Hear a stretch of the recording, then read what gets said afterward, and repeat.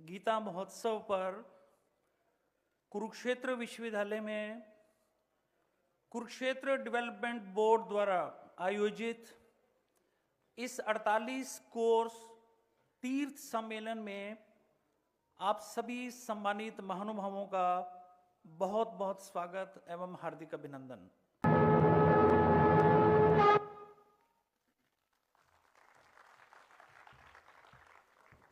और 48 कोर्स की इसी महिमा को आगे बढ़ाने के लिए कुरुक्षेत्र विकास बोर्ड ने कुछ पुस्तकों का भी संयोजन किया है।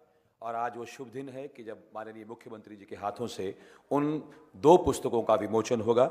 मेरी मुराद है स्टाफ जो केडीबी का स्टाफ है वो पुस्तकें यहाँ लेकर आए। और आज वो जो 2 पुस्तकें हैं वो हैं first edition 48 course Kurukshetra a glance of तीर्था। ये किताब जो है वो हमारे बाहर से आने वाले विदेशी हमारे जो पर्यटक हैं उनके लिए लिखी गई है इंग्लिश में। और दूसरी किताब है सेकंड एडिशन 48 कोर्स कुरुक्षेत्र तीर्थ विवरणिका। और मैं चाहूंगा तालियों से आप इस समारोह का जी। और ये पुस्तिकाएं हैं जो कुरुक्षेत्र विकास बोर्ड की तरफ से जो है वो लिखी गई है, एक इंग्लिश में है और एक हिंदी में है। श्रीमद् भगवद गीता की उपदेश स्थली धर्म क्षेत्र कुरुक्षेत्र विश्वविद्यालय और यहाँ के ये श्रीमद् भगवद गीता सदन आज मार्गशीर्ष मास के शुक्ल पक्ष की एकादशी तिथि, वह तिथि जब आज से 5161 साल पूरे हुए, 5162वें वर्ष में आज प्रवेश। भगवद गीता का उपदेश भगवान कृष्ण ने अर्जुन को निमित्त बनाकर समूची मानवता को दिया। आज वही तिथि है। अंतर्राष्ट्रीय गीता महोत्सव के अंतर्गत अनेक कार्यक्रम यहाँ आयोजित होते ही हैं, जिनमें यहाँ इसी सदन में ही गीता जी पे एक बृहद सेमिनार, अंतर्गोष्ठियाँ चलती हैं, अनेक विश्व भर के चिंतक स्कॉलर्स आते हैं, कई सांस्कृतिक कार्यक्रम होते हैं, बच्चों की कई प्रतियोगिताएं होती हैं। आज 18,000 बच्चों ने एक साथ प्रत्यक्ष, कुरुक्षेत्र जिला के बच्चे थे, प्रत्यक्ष गीता पाठ किया। और हज़ारों लाखों बच्चे पूरे प्रांत के हर जनपद से, हर जिला क्षेत्र से ऑनलाइन उस कार्यक्रम में साथ साथ जुड़े रहे। विराट संत सम्मेलन होता है। देश भर के हर परंपरा के प्रबुद्ध संतों का एक दिन संदेश पूरे विश्व को यहाँ कुरुक्षेत्र की धरा से अंतर्राष्ट्रीय गीता महोत्सव में मिलता है। कल पूरे देश के अलग अलग जो देव स्थान हैं, शक्तिपीठ हैं, ज्योतिर्लिंग हैं, धाम हैं और पौराणिक देवालय हैं, उनके सेवायत अधिकारी, कुल पुरोहित, वहाँ के तीर्थ प्रमुख एक साथ कुरुक्षेत्र में आए। तो ऐसे अनेक जो प्रकल्प अंतर्राष्ट्रीय गीता महोत्सव के चलते हैं, उसी क्रम में एक विशेष भाव जो पिछले कुछ वर्षों से प्रारंभ किया गया कि कुरुक्षेत्र के 48 कोस के जो तीर्थ हैं, वहाँ के क्षेत्रों के आप सभी जो आस्थावान हैं या जो उन तीर्थों से किसी न किसी रूप में जुड़े हुए हैं, आप सबका एक सम्मेलन, आप सबका एक सम्मिलित भाव यहाँ आकर के एक साथ उपस्थित हो और कुछ आप देखें कि क्या हो रहा है कुरुक्षेत्र की प्रगति के लिए और आगे की क्या योजनाएं हैं और उनमें हम सब का क्या कर्तव्य बनता है। अंतर्राष्ट्रीय गीता जयंती महोत्सव के अवसर पर सभी 48 कोस तीर्थ क्षेत्र से इस तीर्थ सम्मेलन में आप सबका मैं दिल से बहुत बहुत स्वागत करता हूं, आप सबको बधाई भी देता हूं। आज का ये पावन अवसर शुक्ला मोक्षदा एकादशी है। इसी दिन जैसा स्वामी जी ने भी बताया है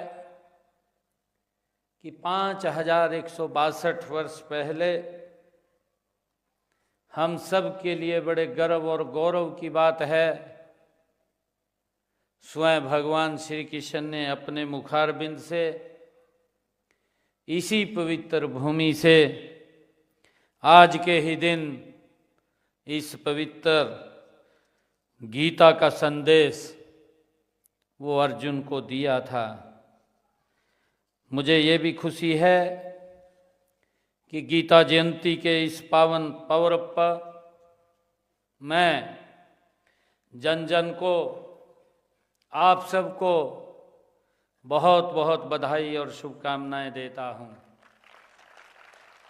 मैं भगवान श्री कृष्ण से ये प्रार्थना भी करता हूं कि वे आपके जीवन को और ज्ञान से उसी आलोक से आलोकित करें जिससे उन्होंने अर्जुन को कर्म योग के लिए प्रेरित किया था।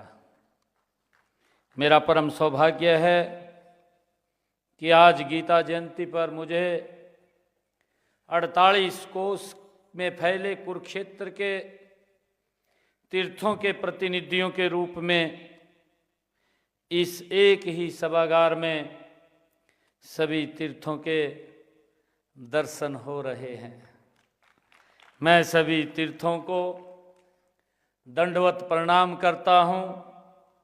आप सबका यहाँ अभिनंदन और स्वागत भी करता हूं।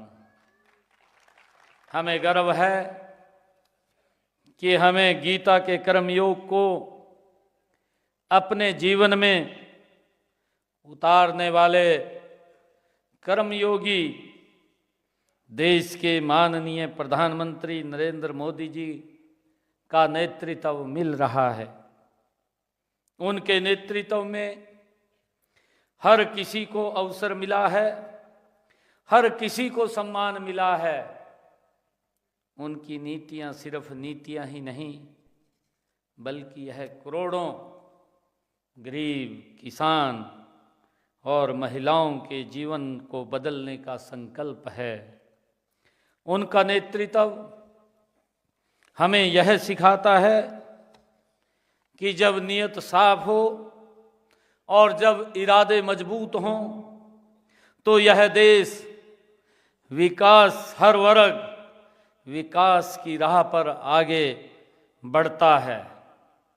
आदरणीय प्रधानमंत्री जी ने गीता को अंतर्राष्ट्रीय मंच पर ले जाने के लिए जो हमें प्रेरणा दी गई थी, उसी का परिणाम है कि कुरुक्षेत्र में पिछले 5 दिनों से गीता प्रेमी सज्जन एवं श्रद्धालु गीता महोत्सव का आनंद ले रहे हैं। यही नहीं, इन दिनों पूरा हरियाणा गीतामयी हुआ है।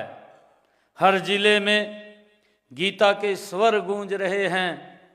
विभिन्न तीर्थों पर भी गीता महोत्सव की धूम उठ रही है, जो समाज को अपनी सांस्कृतिक धरोहर को संजोए रखता है।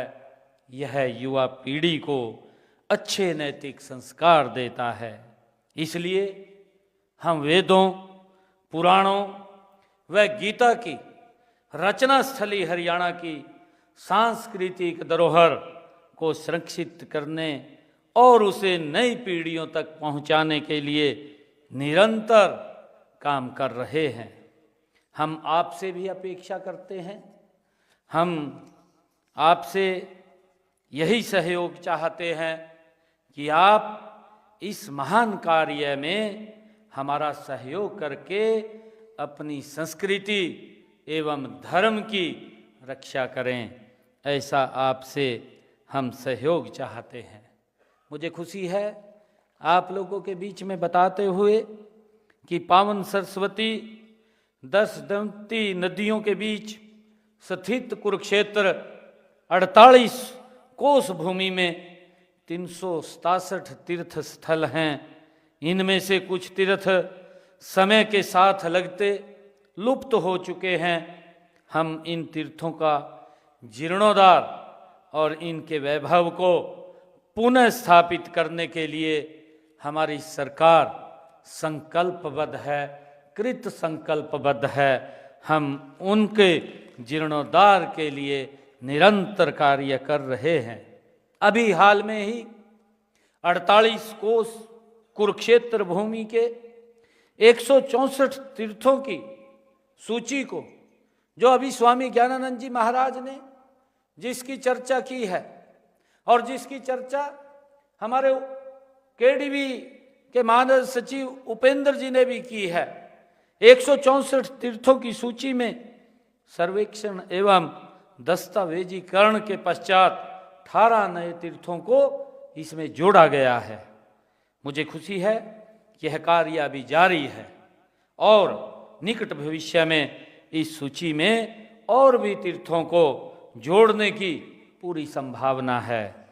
पिछले 5 सालों में कुरुक्षेत्र विकास को 93 विकास कार्यों के लिए 76 करोड़ रुपया यहाँ पर उनके विकास के लिए स्वीकृत किया गया है। इनमें से 57 करोड़ रुपए की राशि जारी की जा चुकी है। मुझे खुशी है कि इससे 50 कार्य पूरे हो चुके हैं और 70 और 43 कार्यों के ऊपर गति से काम चल रहा है। हमने 35 करोड़ रुपए की लागत से 70 अन्य विकास कार्यों की को भी स्वीकृति दी है। इन पर भी जल्द काम शुरू हो जाएगा। हमारा जो कमिटमेंट है कि जितने हमारे ये तीर्थ स्थल हैं, इनका जीर्णोद्धार, इनका संरक्षण और इनका संरक्षण करना ये हमारी सरकार का दायित्व है और आप सबके सहयोग से हम इसको आगे बढ़ा रहे हैं। हमारा प्रयास है कि ब्रज की 84 कोसी यात्रा की तर्ज पर हम यहाँ पर 48 कोस कुरुक्षेत्र भूमि स्थित तीर्थों की यात्रा भी यहाँ शुरू की जाएगी। कुरुक्षेत्र को भगवान श्री कृष्ण की नगरी मथुरा और धार्मिक स्थल हरिद्वार से जोड़ने के लिए यहाँ से ट्रेन भी वो चलाई जाएगी। मुझे ये भी खुशी है कि पर्यटन मंत्रालय भारत सरकार द्वारा सब देश दर्शन स्कीम के तहत कुरुक्षेत्र को 2015 में श्री कृष्णा सर्किट में शामिल किया गया है। मुझे ये भी खुशी है कि इस स्कीम के तहत विभिन्न तीर्थों पर विकास कार्य करवाए जा रहे हैं। इस सर्किट के तहत लगभग 175 करोड़ रुपए की लागत से महाभारत युद्ध से जुड़े 134 स्थानों का पर्यटक स्थलों के रूप में विकास होगा। इसके लिए हम निरंतर कार्य कर रहे हैं। ज्योतिषर तीर्थ में महाभारत थीम पर आधारित ज्योतिषर अनुभव केंद्र 205 करोड़ रुपए की लागत से वहां बनाया जा रहा है। अभी पिछले दिनों देश के यशस्वी प्रधानमंत्री आदरणीय नरेंद्र मोदी जी ने उस अनुभव केंद्र का वर्चुअली वहां उद्घाटन भी किया है।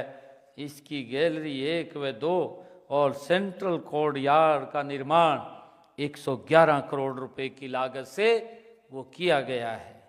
मुझे खुशी है कि अभी हम डॉक्यूमेंट्री फिल्म के अंदर भी हमने देखा है, जब हम इस पूरे दृश्य को उसके माध्यम से देख रहे थे, चाहे ऋषिराज ब्रह्म सरोवर के जीर्णोद्धार की बात हो और चाहे जहां ज्योतिषर में भगवान श्री कृष्ण ने गीता का संदेश सर्व मानव जाति के लिए दिया, उसके जीर्णोद्धार की बात हो। हम अगर पीछे मुड़ करके देखें, ये 2014 से पहले वहाँ पर क्या स्थिति थी और अगर हम 2024 के इस वर्ष के अंदर देखें तो एक बड़ा बदलाव हमारी संस्कृति, हमारे संस्कारों के संरक्षण का लगातार ये सरकार गति से कर रही है। मुझे खुशी है कि इस कुरुक्षेत्र विकास बोर्ड द्वारा इस समय कुरुक्षेत्र की 48 कोस की परिधि में स्थित 80 तीर्थों पर विकास कार्य वो गति से चल रहे हैं। हम अन्य तीर्थों के जीर्णोद्धार के लिए भी कृत संकल्प हैं।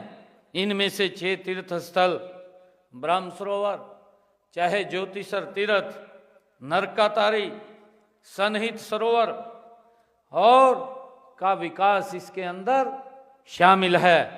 इनका विकास 80 करोड़ 55 लाख रुपए की राशि से वो किया गया है। इनके अलावा कुरुक्षेत्र के इंफ्रास्ट्रक्चर का विकास, कुरुक्षेत्र के लिए सीसीटीवी कैमरे या वाईफाई, अगर हम देखते हैं यहीं कुरुक्षेत्र के अंदर इन 10 वर्षों में जो हमारे यहाँ पर कुरुक्षेत्र से कैथल की तरफ ये रेल लाइन निकलती है, इसके ऊपर 6 फाटक